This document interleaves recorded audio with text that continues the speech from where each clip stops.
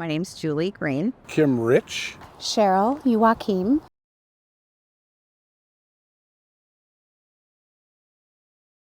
I decided to run for the Minnesota House because I think it's really important that we have a voice at the Capitol that is strong and trustworthy and fighting for things that are important to people who live in our community.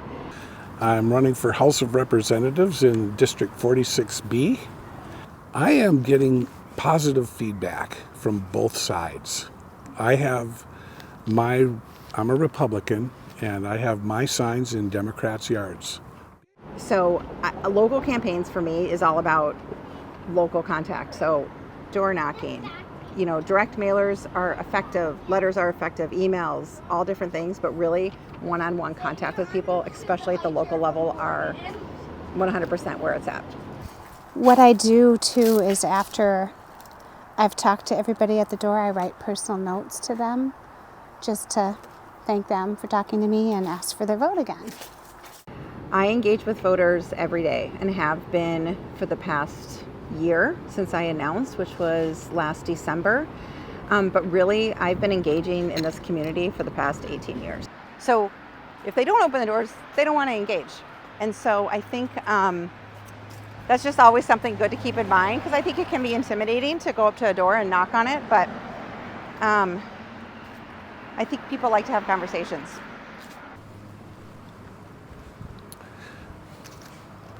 I don't want to waste your time with some heated debate.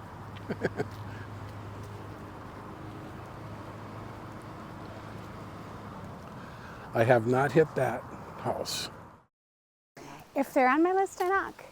But I tell volunteers to always decide how they feel, because I never want anybody to get yelled at or attacked by like a dog that's loose.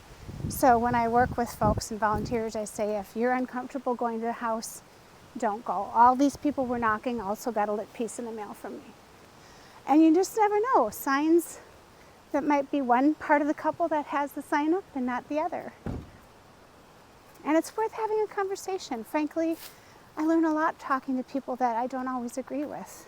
And sometimes there can be the most productive conversations.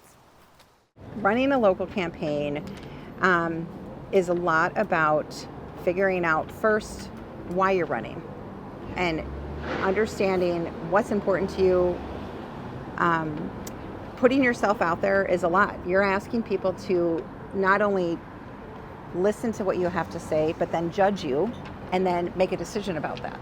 It's a lot to do that. And I think in any local campaign or local candidate is to make sure that you know exactly why you're running. So that's the first thing. Second, you need to raise money, because it costs money. Campaigns cost money. Figure out a plan and a strategy, like what are your messaging, what's important to you, and then go out and talk to people. Well, they came to me at the last minute and said that my opponent was running unopposed again for a second time. And so it was quite close to the deadline for filing, and I wanted to step up because no one would. That's what I did.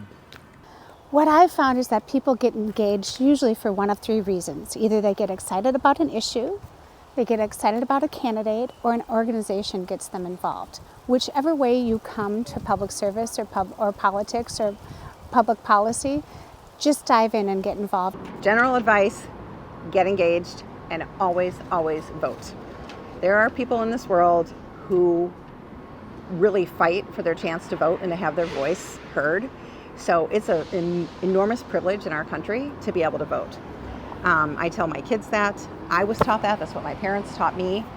And so I just say stay engaged. And, politics can be a lot. It can be a lot. There's a lot of different issues. But if there's something that matters to you, make sure that you know who you're voting for so that we can make progress in whatever that issue is.